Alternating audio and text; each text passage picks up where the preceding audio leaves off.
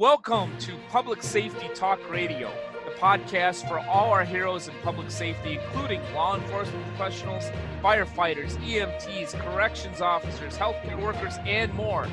This show is produced by the POCUA and is founded upon its Soundness initiative. This episode is also sponsored by the POCUA, a consortium of financial institutions serving law enforcement as well as other first responders and public safety professionals. Always remember, if you aren't banking with a POCUA credit union, you're just working with an institution that just so happens to serve public safety professionals, and you deserve better. I am Ken Bader, your host for Public Safety Talk Radio, and I have another great guest. I know I always say that, but this is going to be a really interesting conversation. I have a great expert from the great country of Canada.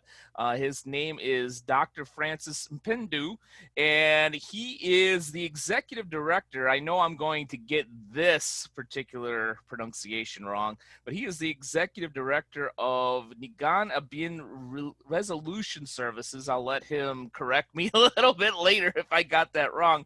But he's a passionate practitioner who helps police jurisdictions via alternative dispute and conflict management tools to create a conflict resolution culture internally and externally and contribute to officer wellness mentally, physically, emotionally, socially, and spiritually, which fits in perfectly with our Soundness initiative. Doctor, welcome to the show. Thank you very much, Ken. I feel very, very honored to be invited and to participate in your show today. So thank you. My pleasure. I know we're going to have a very insightful discussion. We're going to cover some unfortunate, some heavy subjects that are going on in our country and possibly in Canada as well. But we're also going to have some fun too, if that's all right with you. Oh, definitely. I'm looking forward to that. So why don't we kick off with the resolution services business, which I'm sure I messed up in terms of pronunciation, and how your work with police officers, kind of began in Canada, and obviously tell us about that business as well. Excellent.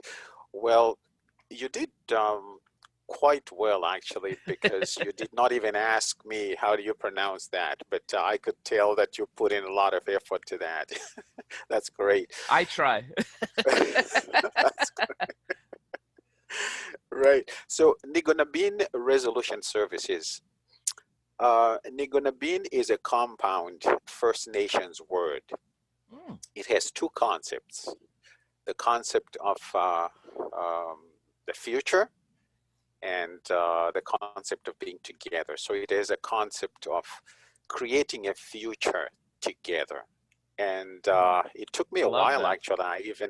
Thank you. And I actually ended up connecting with my First Nations friends just up in Northern Ontario here in Canada. And I say to them, this is what I'm thinking of. And I'm thinking of a word that would be able to capture that. So they got together and a few elders got together and they came up with that. So I really, really treasure the value and the principles expressed in this. So, and when you think of creating a future together, that's what happens when you have a healthy relationship. Yeah. You're creating a future together, and it's really an invitation into a path, and that's something we'll talk about later on. Life is so daily, and oftentimes things happen that are not on the schedule. And someone said that we need each other, even though sometimes we needle each other. Yeah. So every now and again we need help outside of ourselves. And so Nigonabin Resolution Services is really a service to police officers. And to me, this has not always been the case. I'm originally from Zimbabwe, Ken. I don't think I even mentioned that to you. I saw that on your LinkedIn. I literally, as I often do on this show, I get so much information about a guest that I'm like, all right, I could go on and read this for 20 minutes, or I could just get the great guest on and have him or her talk about it, him or herself. So go ahead. We do want to hear about that. That's very kind of you. Anyway, so I grew up in an environment where you stay away from the police, you run away from the police, and I mean all kinds of things. There's no need for me to get into all that. But coming to Canada was an eye opener for me because I became curious. I said, I wonder how the police work here.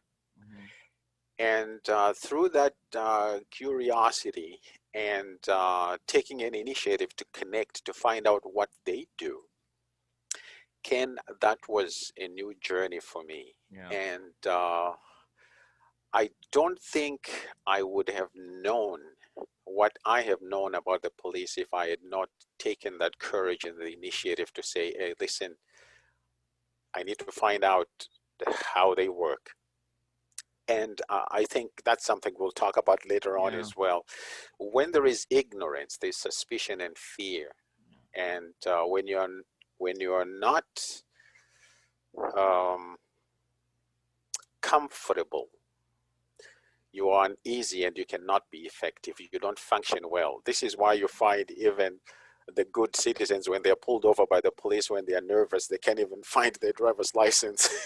you know, that's what happens when you're nervous. It's kind of hard to really function. So Niganabin resolution services is something I came up with in order to respond to the needs that I saw within the police services, within the police service, as well as within the community. Because as a police chaplain here in Canada, with the service that I'm on, I can go there anytime, put on my uniform and ride with anyone as long as I want. I have no restrictions. So you get to see the best side of police officers, and sometimes not the best side, and sometimes you see the best side of the community, and sometimes you see the worst side of the community. So through that, I was like, you know what? We need to come up with a service here that would be able to serve both sides, really. Yeah. So that's what this is about. Yeah, great points. Yeah, it's interesting because you use the word ignorance, and I agree with that 100%. I think that there's a lot of ignorance in our country as well as in the world. Not stupidity, but true ignorance. And sometimes people take me to task when I use the word ignorant, thinking that it's a negative or an insult, and it really isn't. All it simply means is that somebody doesn't know something. They have the capacity to learn it. Right. If they're intelligent, if they're stupid, there's no help for them. But if you're ignorant, there's hope for you. Yeah, you could learn a different way, or you can learn about your a different sector, if you will. And I've seen ignorance on both sides. It's interesting that one of the very first episodes we had of Public Safety Talk Radio was with Sean Wyman, who runs Going Beyond the Call. He's also a police officer in Florida. And he had mentioned in true non-ignorance, things that needed to be changed in policing. But also mention, okay, you want to change my profession, but you haven't even been on a ride along. Come and see what we do. Come to the training that we do, on mitigation and so forth, and then tell me what you think you should change. But don't tell me what what we should change when you haven't even experienced the training or what we do out in the community. That's a great approach. I agree with him 100%, because you know what, oftentimes, like when somebody says I think you're ignorant on this, it's so easy to look at that as it's an attack on my identity, on who I am, instead of we're dealing with ideas here. Like someone said, we are all ignorant. We show our ignorance at different times, right? Yep. So there's some things I don't know, and I think this is why we have to be willing to engage so that we learn things by listening to other people. And through that, we become better. But if I am so hung up in me, myself, and I just listen to myself, and I'm sure that those are some of the things we're going to talk about. You know, you become the only voice you listen to. It's dangerous. Yeah. It really is. Yeah, agreed. Well, let's get into that a little bit because you mentioned that you assist police jurisdictions to create a conflict resolution culture. And I've had the privilege to do a lot of work in culture, so I love that phrase. Can you explain exactly what is conflict resolution culture and what does it take to achieve that? Conflict resolution culture really has the idea of being intentional about addressing or managing a conflict the moment you detect it's there. Oftentimes what happens is there is tension. Mm-hmm.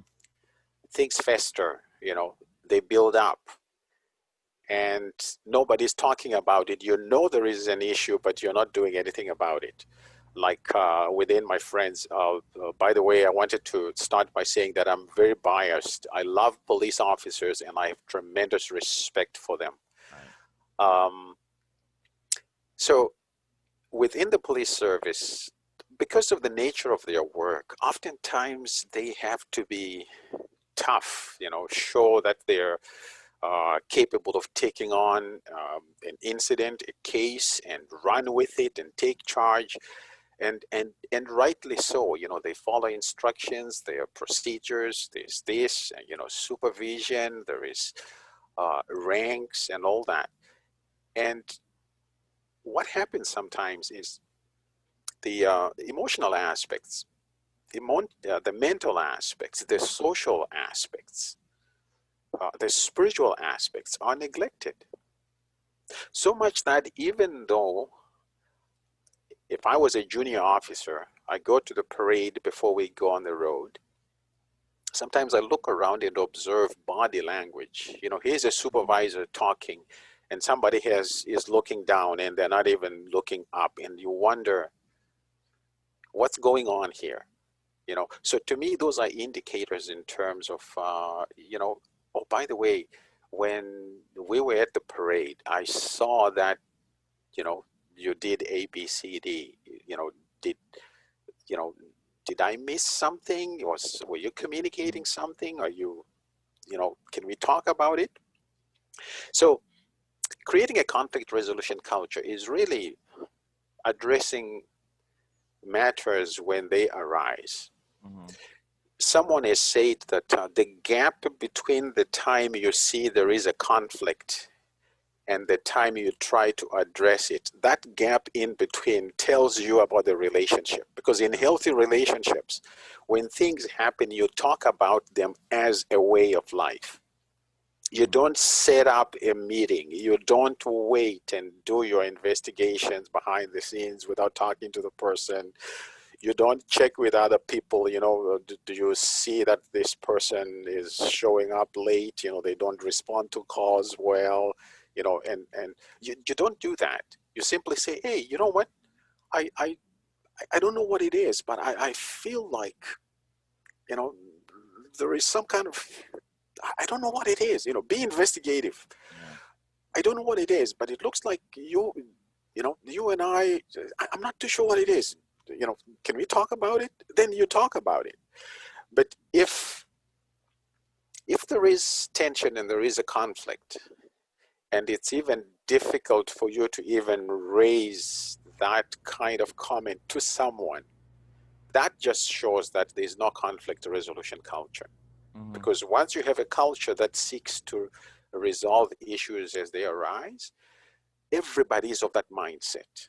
Hey, listen, supervisor, you know, I kind of felt like what you did the other day made me feel, and the supervisor doesn't say, it doesn't attack them, you know, but says something that invites a conversation. Oh, it's interesting you should mention that. Let's talk about it. Hey, you know what? You know me well enough. There's no way I would do stuff like that to frustrate or to hurt anyone. So it's really that concept of seeking to address issues as they arise as a way of life without complicating things and waiting a long time to find a way to address it. Yeah, interesting. So yeah, we talk in this country a little bit, I say somewhat facetiously, about bias, and a lot of it is about racial bias and so forth. I think that some of the issues in policing go much deeper than that. I'm not going to deny that there isn't some racism Right. possibly in certain departments, but I think that it's much deeper in that, and I think that what we have going on sometimes with the divisiveness between certain communities and police departments, it creates a negativity before something even happens.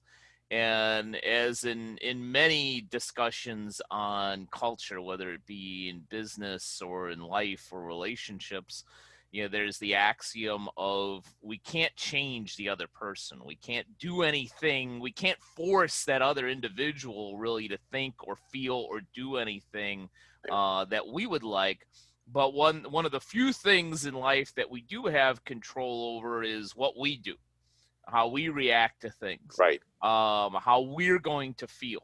And while we may not necessarily have a choice as to how we feel initially, we do have a choice as to whether to dwell there or not.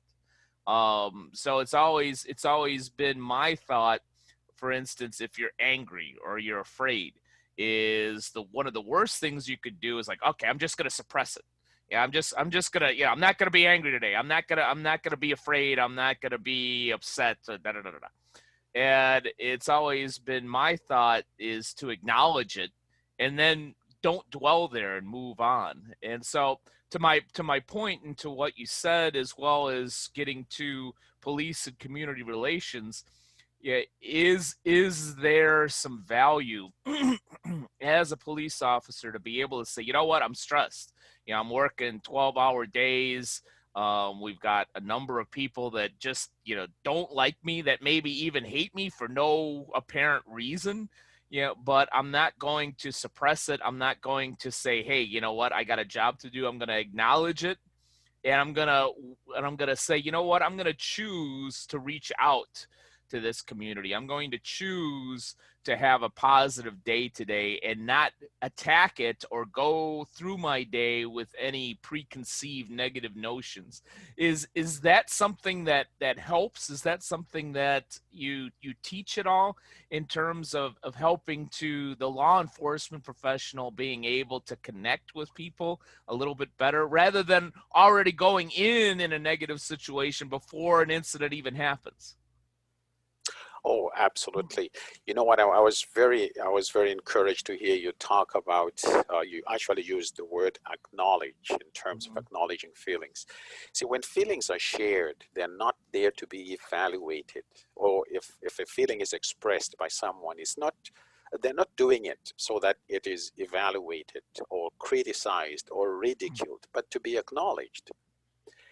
And oftentimes, the way someone responds to your sharing of feelings will either open the door or shut the door in terms of, hey, this is not the kind of person I can approach and talk about what I am experiencing. So oftentimes, police officers, there's a tendency to shut in or shut down and keep things to yourself. And I think that's where part of the problem occurs. Part of my focus and concern is officer wellness, to make sure that they are serving and functioning from a holistic approach to health. When they show up at the parade before they go on the road, especially the frontline officers, what I'm saying to the police jurisdictions and police services, I know in the US you talk about police departments. I actually And I've heard some people talk about the police force. I think we need to develop a new lingo in terms of a service. It is a service. Mm-hmm. So when police officers show up, one of the things I'm saying now to our police services is it's a good thing they've showed up for work, but let's take an interest to find out, are they ready to go? Yeah.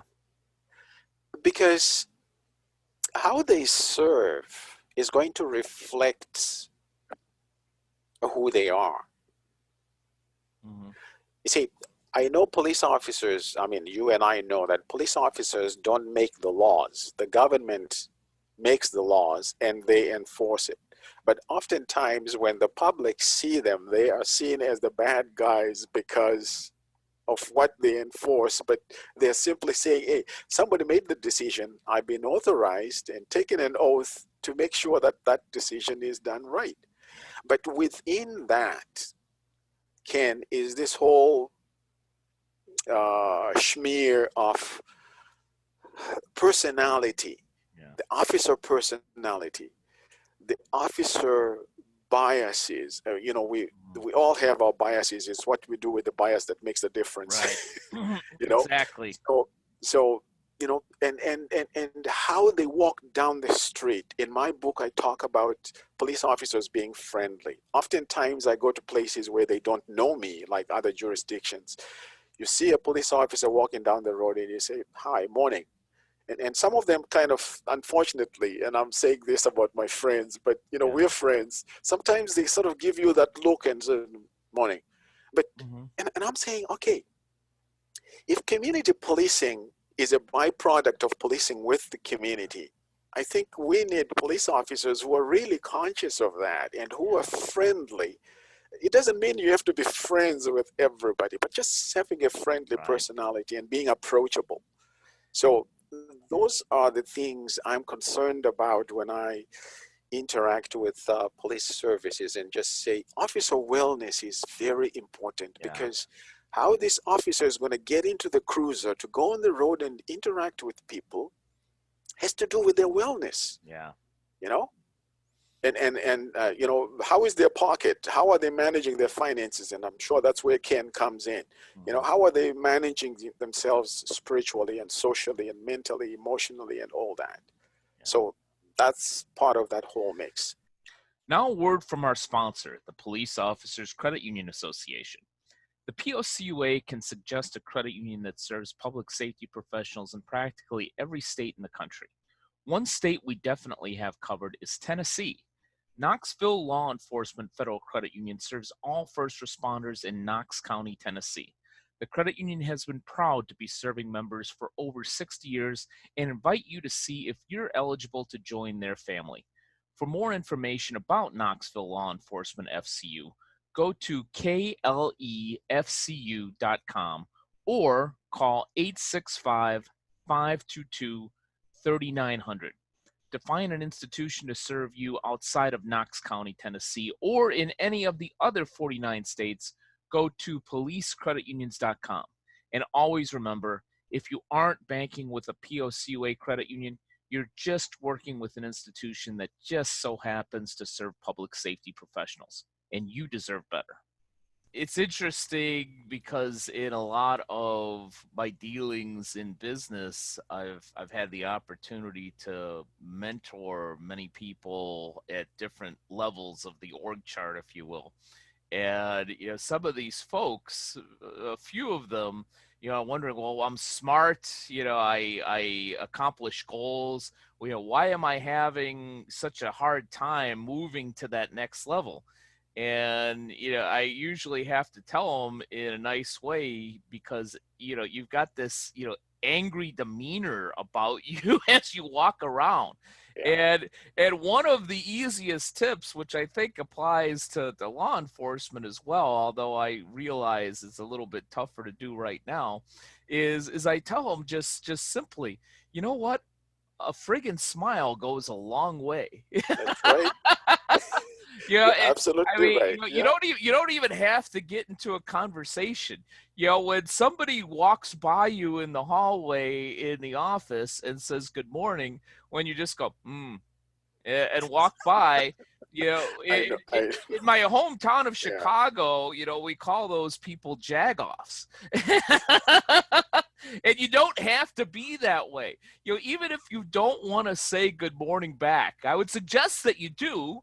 But even if you don't want to say good morning back, just simply, smiling and Just nodding and smile. Yeah. acknowledging, just that, for the love of God, will go a long way in that, okay, well, maybe he or she doesn't want to talk today, but I've been acknowledged. She smiled at me. He Exactly. smiled at It's me. that So, acknowledgement. Yeah, it's that acknowledgement, Ken, and I agree with you totally. Someone said that a smile is a curve that straightens a lot of things. exactly. I mean, we got enough crap going on in the world right Yeah, now. Well, just a smile, that's and true.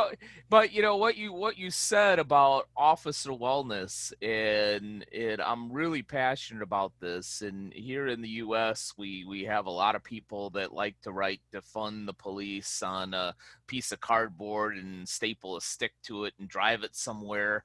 And I even ask sometimes, well, what does that mean? What's this plan, this grand plan Yeah. that you have, if that's what you want to do? And I'm of the belief that we need more funding for the police, Oh, but but certainly. but not necessarily in the area of more weapons, of more fighting training and things of that nature. I think we need more funding for the police for these wellness initiatives. That's Where right. we really dig into the person, because I think if we did that, a lot less of these incidents would happen. And I'll give you an example of, I talk about in an officer, anybody for that matter, but especially an officer, because this is so critical when they're already starting their day from a negative. Their spouse bitched at them. Yeah, they've got financial problems. They're upset, with their lieutenant. Whatever it is. And a number of years ago, my wife and I were having dinner at a bar in a very nice restaurant, and there was an officer who was in uniform, who was clearly starting his shift in the evening, having a Diet Coke and a meal. And of course, as I always do, I said, thank you for your service. Appreciate what you do for the city. I hope you have a safe night and everything. And you could tell that he was really angry. He was upset that we interrupted his dinner, even though we were sitting right next to him. Which I thought, all right, well, I'm just saying hi and thanking you, but okay. And he warmed Mm, up a little bit, but in that warming up, he talked for about 15 minutes as to how much he hated his job, how much he's looking forward to retirement in 18 months from whatever that time was. And I felt for this gentleman, but also I can imagine. my number one thought was, this guy is going out on the road to serve our community, and he's already pissed. So imagine what it's going to be like when he actually does run into a situation that needs to be de-escalated when he's already escalated. And I kept thinking, and maybe I'm naive, Doc, I don't know, but I kept thinking, if we had wellness programs for people like this former officer, maybe we would just be a little bit better in our communities. You're absolutely right, Ken. You would not have said it any better. One of the things I mentioned in my book is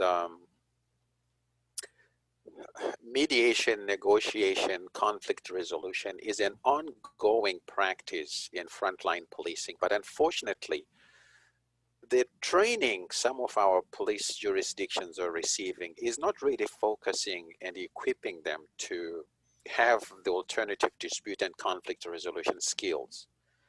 So you find that, like you mentioned earlier, in terms of defunding and defending the police and all that, and by the way, I'm all for the police, so I defend them. Sure, defunding, I don't think that's an answer. If there is going to be a defunding, I think that can be done. in consultation with the police. Okay, you guys have been getting this. Are you still capable of doing this, or should we find somebody else who can help you do this, so that we're not giving the money to you, but to somebody, let's talk. Mm-hmm. Anyway, so you find that this whole idea of de-escalation and conflict resolution, sometimes when you look at the curriculum, there isn't a whole lot of stuff in terms of content there.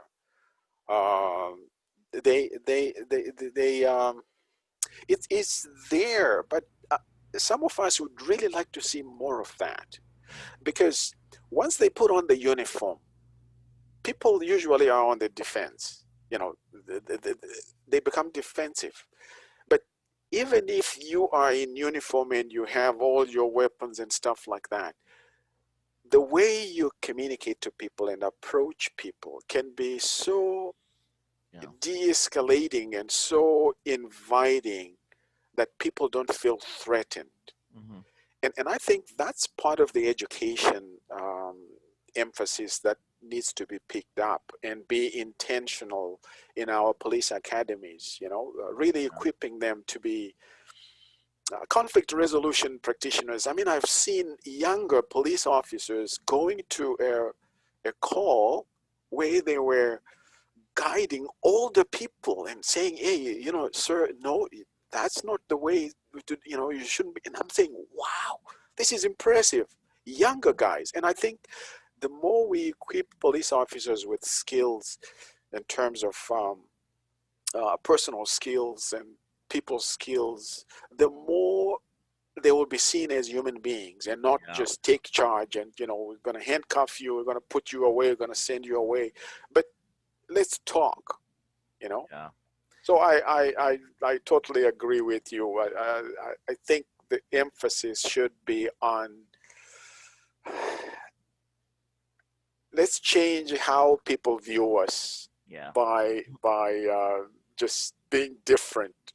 Let's surprise them. Do something different. I mean, you approach someone in a restaurant who is having dinner, sure, you interrupt it, but hey, we're thanking you for your service, and you actually got the impression, and you are a member of the community, the public, but you actually noticed that this officer had issues. So you wonder how many, and we don't want many going on the road to serve when they have those kinds of issues, I love what you said, which we talk about as much as we can, which is humanizing the badge, because if a community individual who has a bias towards law enforcement, frankly, just sees the badge, that could be a very negative situation. Exactly. But if they see a mother, a father, a sister, a brother, and understand, as I often say, we all pretty much want the same thing, which is we want to finish our job and go home safely to our families. That's right. That sometimes changes the perspective. But you gave me a perfect segue. You mentioned your book, which is Community Policing, the Path to Healthier Relationships, a Police Chaplain's Perspective. I know that just came out, so tell us a little bit more about your book. So basically, I am for community policing. Community policing really is a byproduct of policing with the community. The days of the police going into a community to take charge and run the show, they're gone. So we really have to think along the lines of policing with the community, and that in itself carries the idea of having a healthy relationship with the police. Because if we are authorized, taking an oath to serve the public, and we want to be effective, we really have to do that in consultation and in collaboration with the public. So in my book, it's unique in the sense that I'm inviting the police and the community into this collaborative path of learning from each other. The police needs to learn the community, and the community needs to learn the police. That's how we deal with suspicion and fear and unhealthy tensions, because we don't understand a lot about each other. So that's the focus of the book, really. Let's enter into learning conversations, because I mean, I've read books sometimes that bash the police, and I say to myself, well, I don't think a police officer is going to read that kind of book, right? Probably not. Probably not. But let me pour myself a scotch and read this book about how everybody hates me. That's probably not going to happen. No, not at all.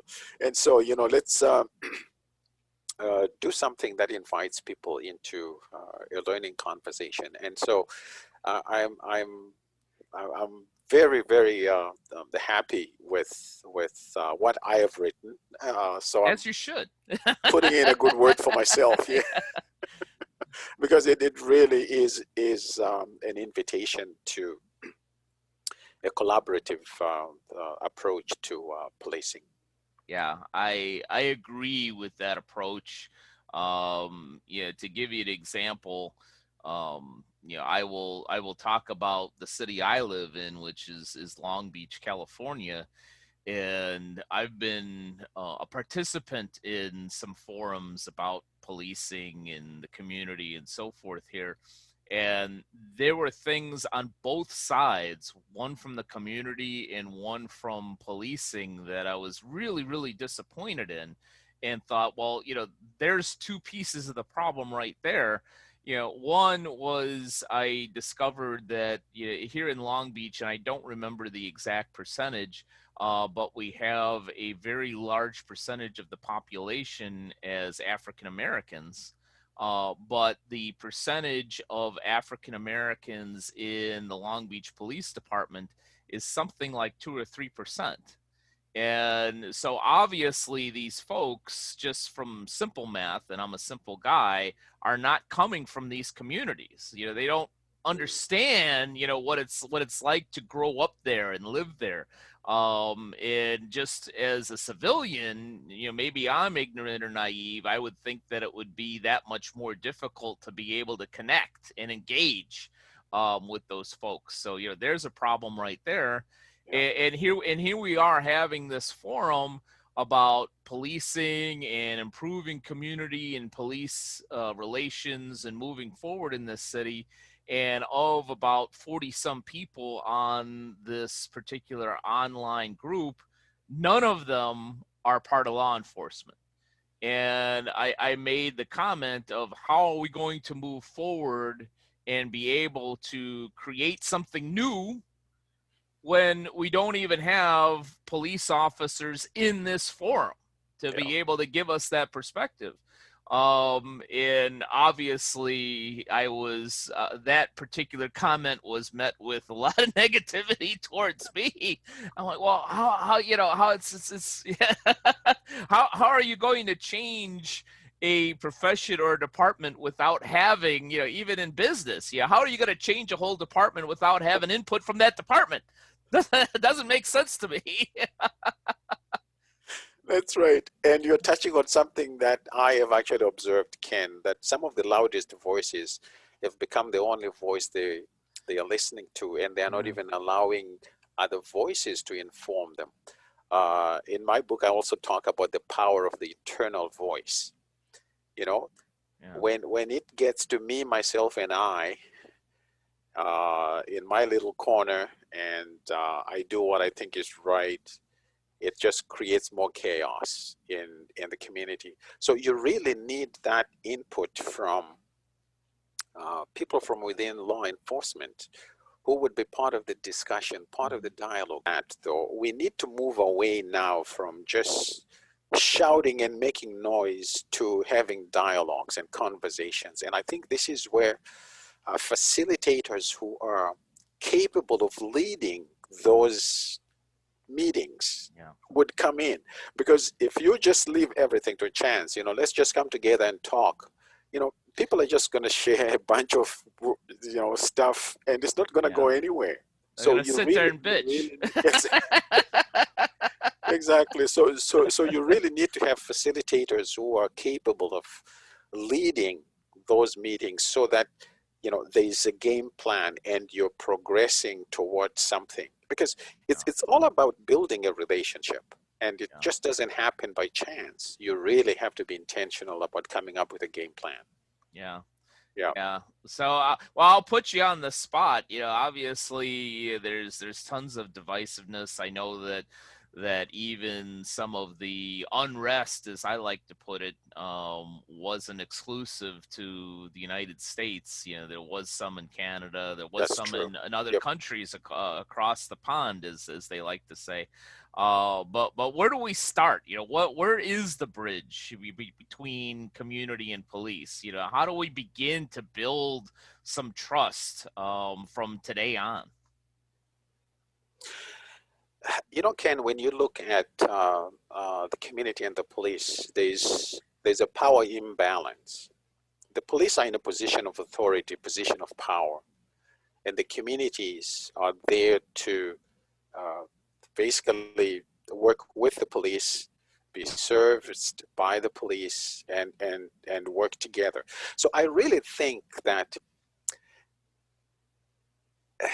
the police must take the initiative, difficult as it is. One of the things I mentioned in my book is, generally speaking, when there's a conflict between two parties, both parties have contributed. Mm-hmm. It may not be the same percentage, but Yeah. both have contributed to this. So we have created this tension, the police and the community, because, something happened, something has happened over a long period of time. So I think the police need to do a little more homework, more soul searching, Mm-hmm. and having the humility to actually say, what are some of the things within our police culture that has not served us well, and we're willing to look at it and adjust them? I mean, when you think of police culture, it's solid, Ken. It's solid. I mean, you're talking about a history that's been in place for years. Yeah. But you know what? There are some things within that culture that has not served us well. So Yeah. we should be willing to actually say, you know what? This has not served us well. How do we change that? Now, there's some things we can change on our own, but there are also some things we can change by listening Yeah. to the community. And the community also needs to listen to the police. So one of the things I think is going to be instrumental in this is the police identifying key leaders in communities and Mm-hmm. approaching them as friends and people willing to learn, and to say, listen, there's some things that have gone wrong. We did not cause them, Yeah. but our history has. But we want to correct that. Yeah. Yeah. Great point. How do we go about it? But you see, as long as the police think they have all the answers and the community thinks they have all the answers, it's not going to work. Yeah. We really have to. In my book, I talk about the danger of a single story, a single story perspective. And oftentimes we just stick to our own perspective and we think, this is it. So we really need to incorporate. I'll give you a story. Please.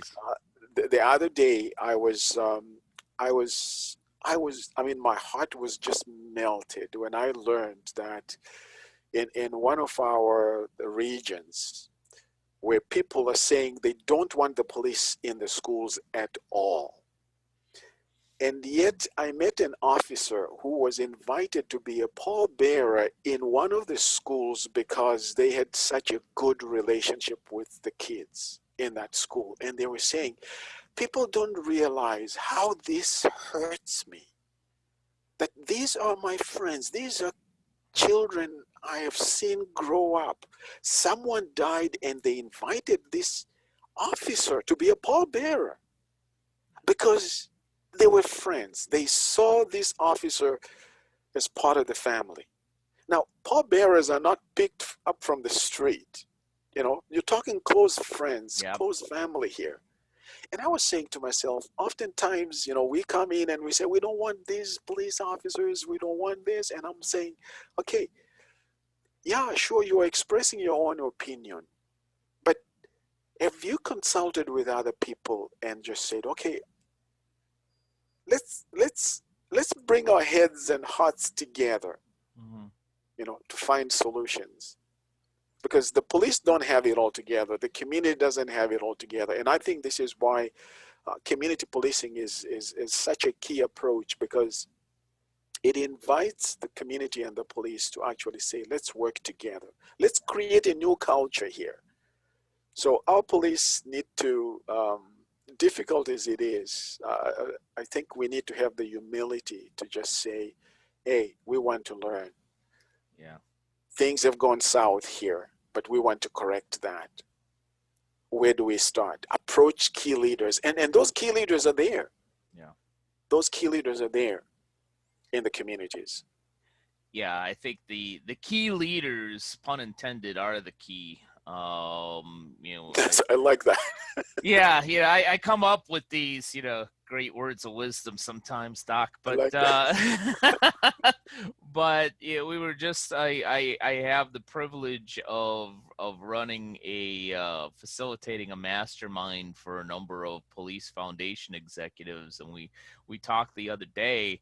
And I mentioned something that a good friend and another guest on Public Safety Talk Radio, Robert Thibodeau, who's a retired police officer and a current pastor, you know, we talked about the role of faith leaders in all of this. And he pointed out that it seems, at least for now, that a lot of the religious leaders in certain communities in the United States have kind of taken a little bit of a step back. Unlike the example he gave a number of years ago in Baltimore, where they were front and center in between the police and the community, and trying to bring that together, and also basically say, you know, we certainly need to yell and tell our voices, but we don't create destruction. That's not going to be the path that's going to get us to where we want to go. But I believe that key leaders, whether it's in a religious sense or some other type of sense, is where the beginning of a solution is. And I used in this mastermind an example that is very sophomoric, but I think is still poignant.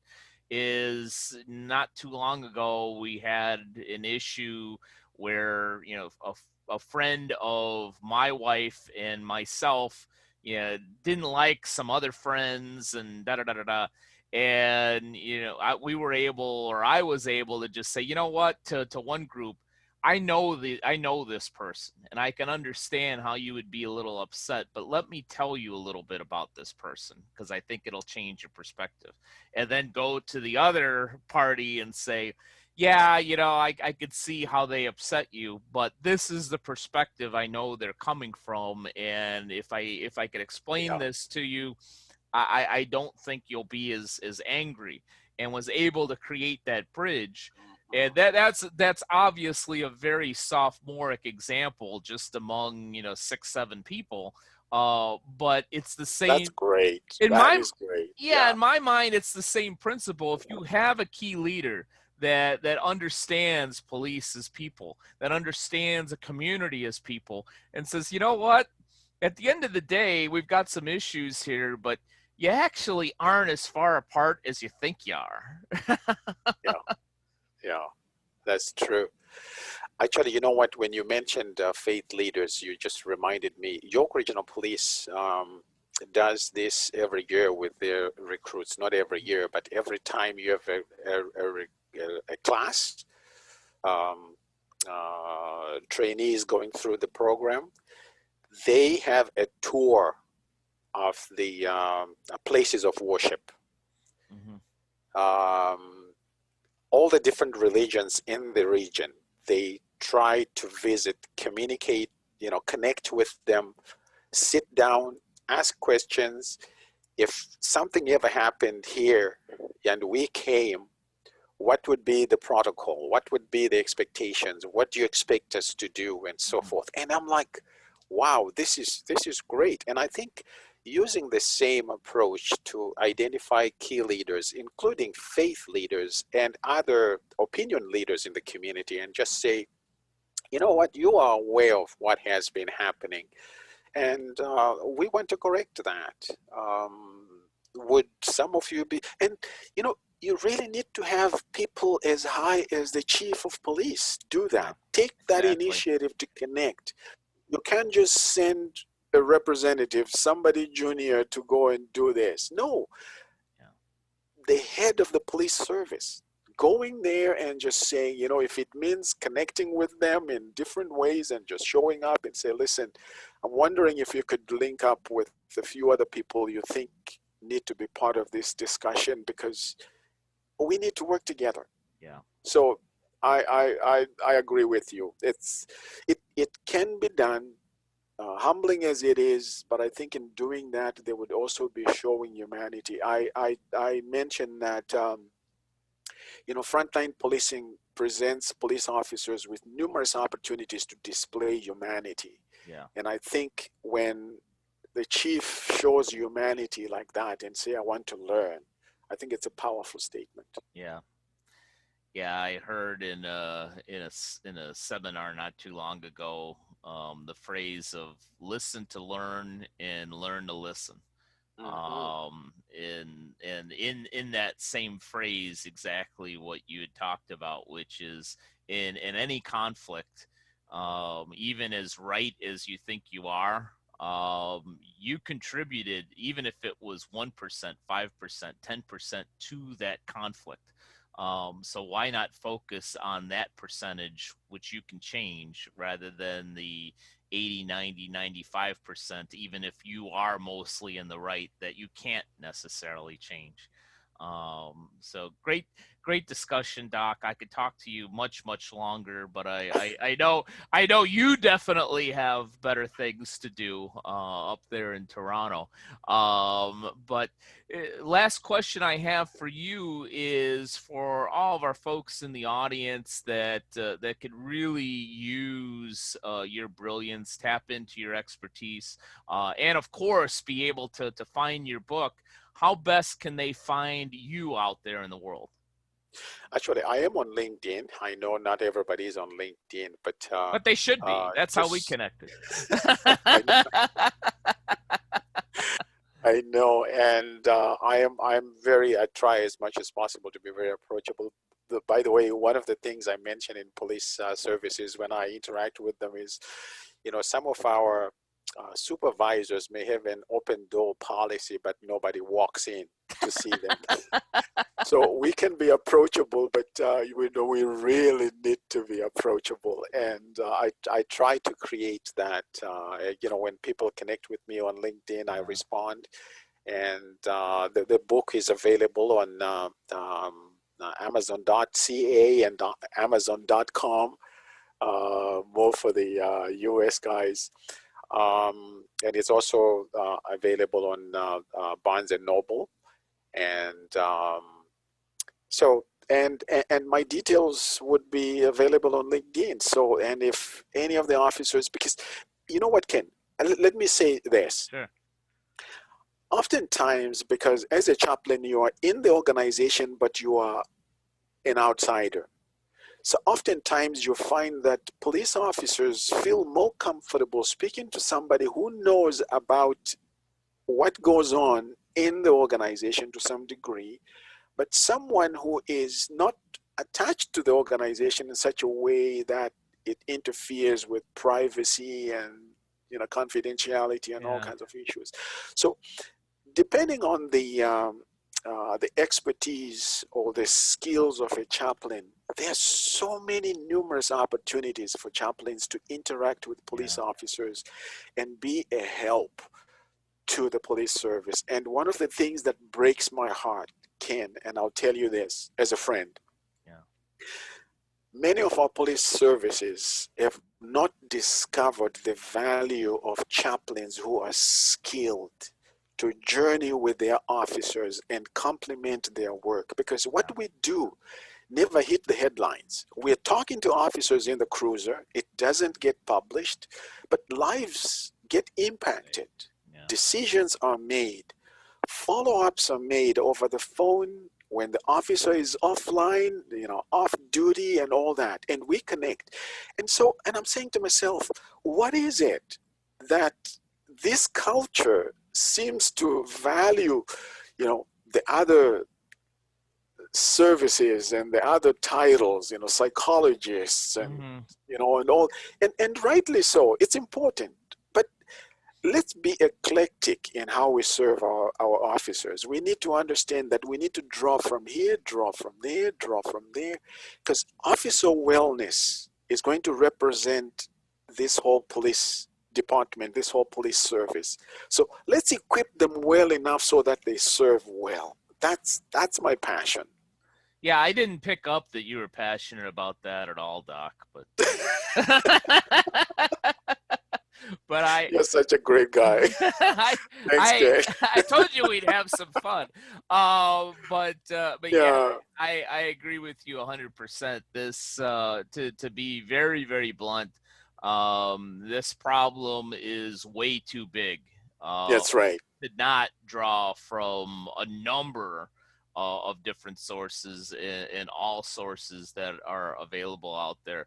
And one comment on LinkedIn, and this is good for all of my audience to hear, is I'm as active on LinkedIn as I can be as an entrepreneur that plays in a few different circles, including public safety, as well as entrepreneurial, as well as financial.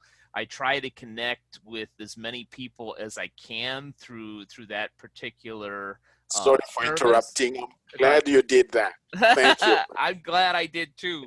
And I will tell you that as I try to connect, police chiefs, fire chiefs, EMTs are very, very open to connect with me and have a conversation. But when it comes to financial and entrepreneurial, that's where I get the cold shoulders. So if you don't think that leaders in public safety aren't approachable, go on LinkedIn, because these folks connect as my friend Dr. Francis here has pretty easily. Thank you, Ken. You're very kind. I appreciate that. Yeah. No, thank you for being on the show. It's been my pleasure to have you, and I really appreciate the time that you were able to take today. Hey, the pleasure is mine. I really, really appreciate the invitation, and thank you for making time to include me in this great vision. There's great potential for this, so keep up the good work, Ken. Thank you, and you're always welcome. And thank you to all of you who have either watched or listened to this latest episode of Public Safety Talk Radio, and we will be back with you in about a week with another great episode. Take care. Public Safety Talk Radio is produced by the POCUA. POCUA is a consortium of financial institutions serving law enforcement as well as other first responders and public safety professionals. To learn more about our association and to find one of our credit unions or service providers near you, go to www.policecreditunions.com. And always remember, if you aren't working with one of our POCUA credit unions, you're just banking with an institution that just so happens to serve first responders. As a public safety professional, you and your family deserve better. Find a POCUA credit union today.